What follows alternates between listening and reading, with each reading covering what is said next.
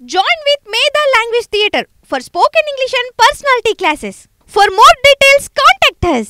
టాలీవుడ్ లో డబ్బు అన్నది పెద్ద అట్రాక్షన్. ఎవరికైనా ఎందుకైనా ఎలాగైనా. దాని తర్వాత అవకాశాలు అన్నది అతి పెద్ద అట్రాక్షన్.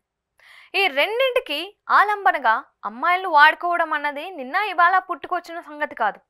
గుట్టుగా సాగిపోతానే ఉంది. చిన్న చిన్న వాళ్ళు డబ్బులకు లొంగిపోతున్నారు. పెద్ద హీరోయిన్లు కావాలి అనుకునేవారు అవకాశం ఇస్తేనే అవకాశం ఇస్తా అంటున్నారు. మరికొందరు డబ్బుకు బదులు కార్లు ప్లాట్లు అంటున్నారు. కొందరు నెలవారీ మెయింటెనెన్స్ తీసుకుంటున్నారు. ఇలా అన్ని గుట్టుగా సాగినంత కాలం బానే ఉంటుంది. కానీ తేడా వచ్చిన తరువాతే అసలు కథ మొదలవుతుంది. టాలీవుడ్ ఇలాంటి రుచులు అలవాట్లు ఉన్న జనాలు ఎవరిని జీవితాంతం పోషిస్తూ కూర్చోదు, మార్చుకుంటూ వెళ్తారు. దాంతో ఈ పాత జనాల్లో ఎప్పుడో ఒకరికి ఎక్కడో మండుతుంది, అరుస్తారు, రచ్చ రచ్చ అవుతుంది. అలా అని ఏదీ ఆగదు, ఎవ్వరూ మానరు. ఈ దుకాణాలు ఇలా కొనసాగుతూనే ఉంటాయి. డబ్బుల వరకు ఈ లావాదేవీలు సాగినంత కాలం పర్వాలేదు. కానీ అవకాశాలు ఎరచూపి ఇలా చేయడం తప్పు. అవకాశాలు రాకుండా చేయడం తప్పు. అసోసియేషన్ మెంబర్ విప్ కార్డులు అందకుండా చేయడం ఇంకా తప్పు. ఇక్కడే ప్రభుత్వం జోక్యం చేసుకోవాలి. కేవలం సినిమా రంగ జనాలు డిసైడ్ చేసుకునే కమిటీల వల్ల ఏమీ ఒరగరు.